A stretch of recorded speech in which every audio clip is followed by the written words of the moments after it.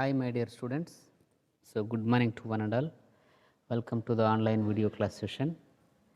So, let us discuss about the second unit of sociology. So, here we are discussing about the second unit. So, in the part of second unit we have already discussed about the caste system. So, how the caste system is emerged, and also we have seen about the Jajamani system. So, Jajamani system is nothing but the caste based segregation in the society. So, these are the things we have seen, and we have also seen about the agrarian social structure. So, within the rural village, first of all the rural villages economy is agricultural based economy. If you take all over India, India is almost agricultural based economic country. So, for the agricultural based economy, the rurals is the sources to the agricultural sector. That is why the rural, how the agrarian social structure is emerged. These are the things we have seen in detail about in our last class. And in addition to that, we have also seen the caste and the class within the village. So, how the caste is dominating or dominating to the village level, and how the class system is dominating.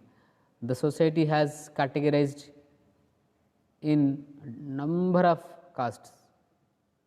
So, if you take overall as per the Manusmriti, the society is categorized into 4 classes: Brahmanas, Kshatriyas, Vaishyas and Shudras. But within the Brahmanas, within the Brahmins, different kinds of clans within the Brahman group, and within the Kshatriyas, within the Rajputs, different kinds of segregation is there, and Vaishyas, and the most important group is Shudras. So, these Shudras are again categorized into some thousands of castes in India. So, like we have seen about the agrarian social structure in the village and the class system in the society in the villages, like haves, have nots. So, in another dimension, we have also seen the upper class, middle class and lower class. So, these are the social structure or in the village. And we have also seen about the Gram Panchayat or Gram Swaraj, which is dreamed by the father of India, Mahatma Gandhi. So, these things we have discussed in our last class. So, today let us discuss about the impact of green revolution. So, how the green revolution is came to the screen, what is its importance, why it is emerged. So, these things we need in detail about the green revolution today.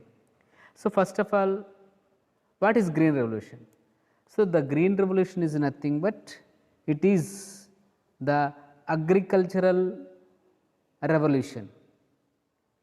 So, if you take India or else in the world, the population growth is increasing day to day. To reach the population growth, we have also need the food grains to fulfill the hungry of the people, the hungry of the high populous people. So, then that is why the green revolution concept has came to screen. So, if you take overall in the world, the Norman Borlaug is the father of green revolution, but we are only discussing about India and Indian scenario in Indian point of view. In India also the population growth is high with compared to other nations. So, present we have already know that the India is the second highest populous country in the world.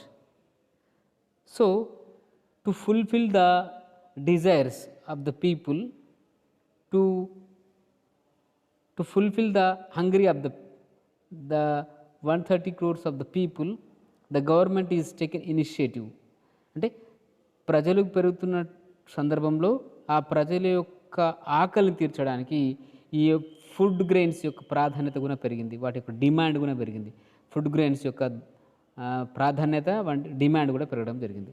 అంటే పెరుగుతున్న జనాభాకు అనుకూలంగా ఆహార ధాన్యాల ఉత్పత్తి కూడా పెరగాల్సిన అవసరం ఉందనే విషయాన్ని ఇక్కడ మన వ్యవసాయ శాస్త్రజ్ఞులు తెలుసుకోవడం జరిగింది. అందుకనే ఈ యొక్క గ్రీన్ రెవల్యూషన్ అనేది రావడం జరిగింది.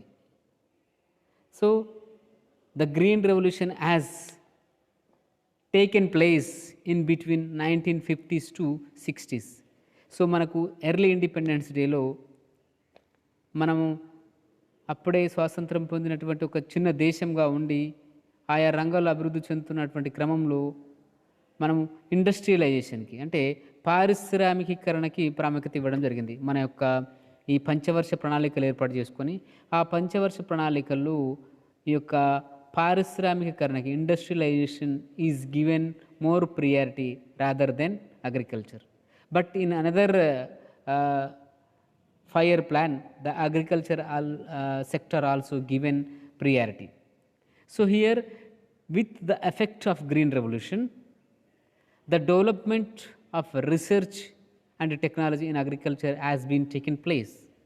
అంటే ఇక్కడ ఈ గ్రీన్ రెవల్యూషన్ వల్ల ఈ యొక్క వ్యవసాయ రంగంలో అత్యాధునికమైనటువంటి టెక్నాలజీని, సాంకేతికతను ఉపయోగించి అనేక రకాలైనటువంటి కొత్త వంగడాలను కనుక్కోవడం జరిగింది. ఆ కొత్త వంగడాలను కనుక్కొని ఈ యొక్క ఫుడ్ గ్రెయిన్స్ యొక్క ఉత్పత్తిని పెంచడం జరిగింది. ఆ పెంచినటువంటి ఉత్పత్తి పెరుగుతున్నటువంటి జనాభాకు, ఆ జనాభా యొక్క ఆకలిని తీర్చడానికి ఉపయోగపడింది. ఇది గ్రీన్ రెవల్యూషన్ యొక్క ప్రాధాన్యత.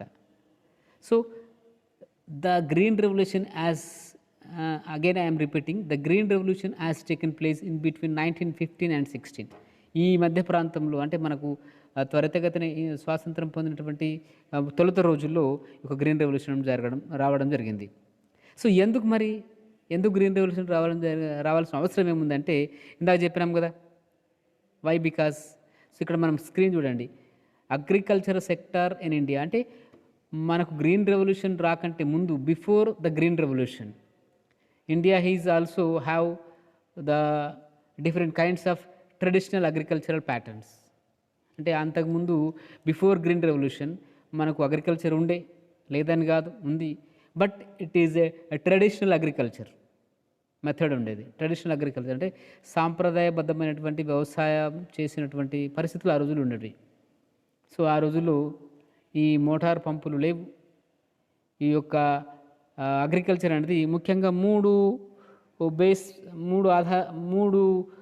సెక్టార్ల మీద ఆధారపడేది ఉంది. ఒకటి వచ్చేసి కెనాల్ సిస్టమ్ అంటే కాలువల పంపిణీ, రెండోది వచ్చేసి ట్యూబ్వెల్స్, బోర్వెల్స్ అంటే ట్యూబ్వెల్స్, దెన్ థర్డ్ వచ్చేసి ట్యాంక్స్, చెరువులు.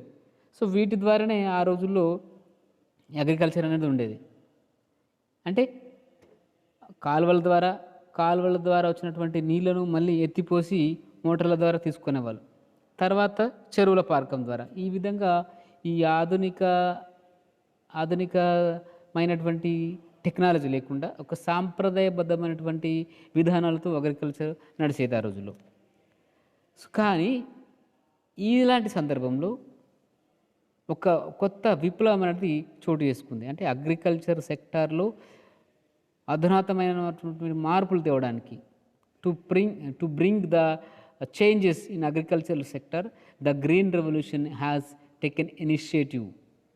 So then, with the impact of green revolution, the agricultural production has increased it worldwide. అంటే భారతదేశంలోనే కాకుండా ప్రపంచ దేశాల్లో కూడా ఈ యొక్క అగ్రికల్చర్ సెక్టర్ వల్ల ఫుడ్ గ్రెయిన్స్ యొక్క ఉత్పత్తి అనేది పెరిగింది.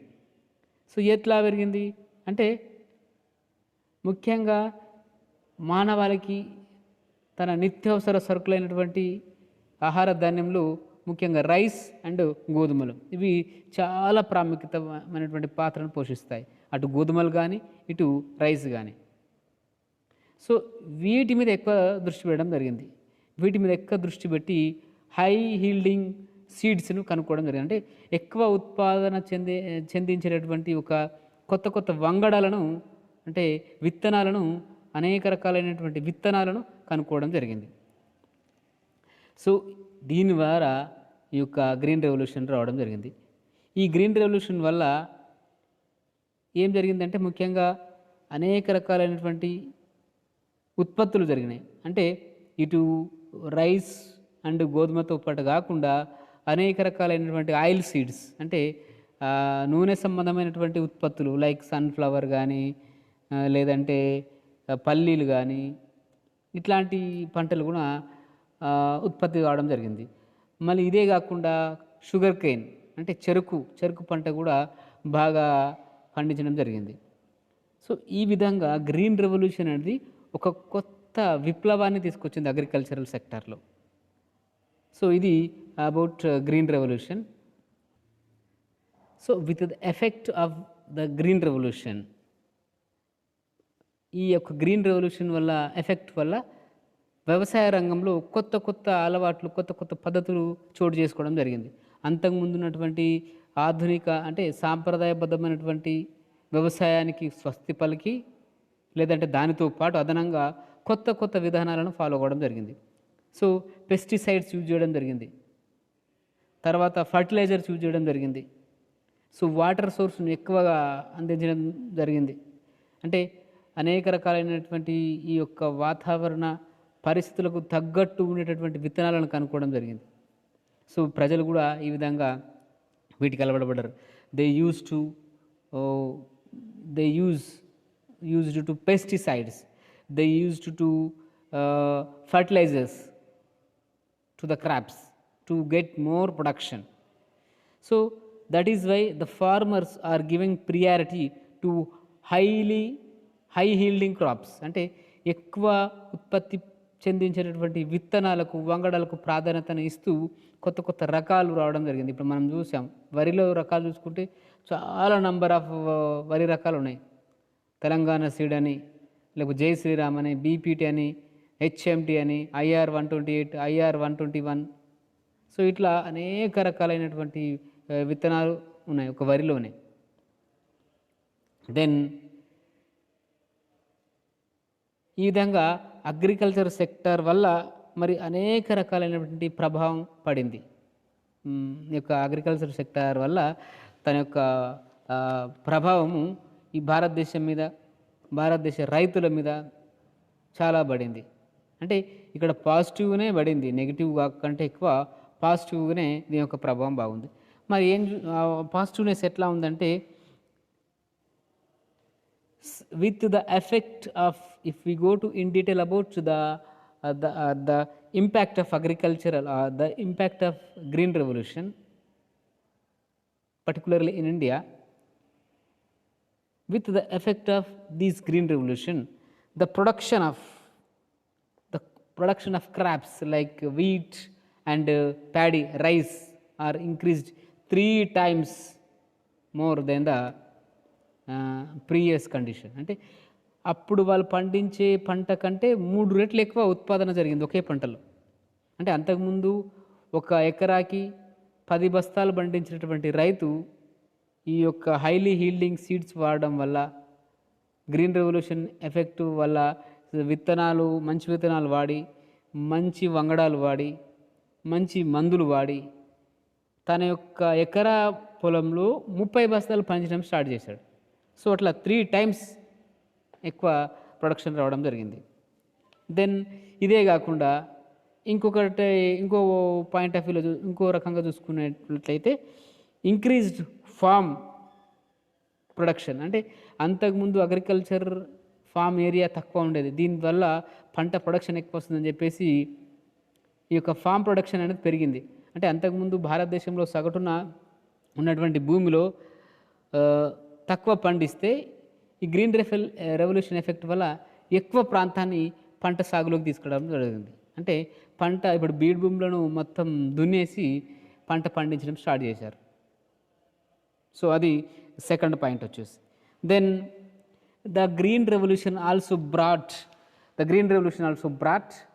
The largely agricultural farming mechanism.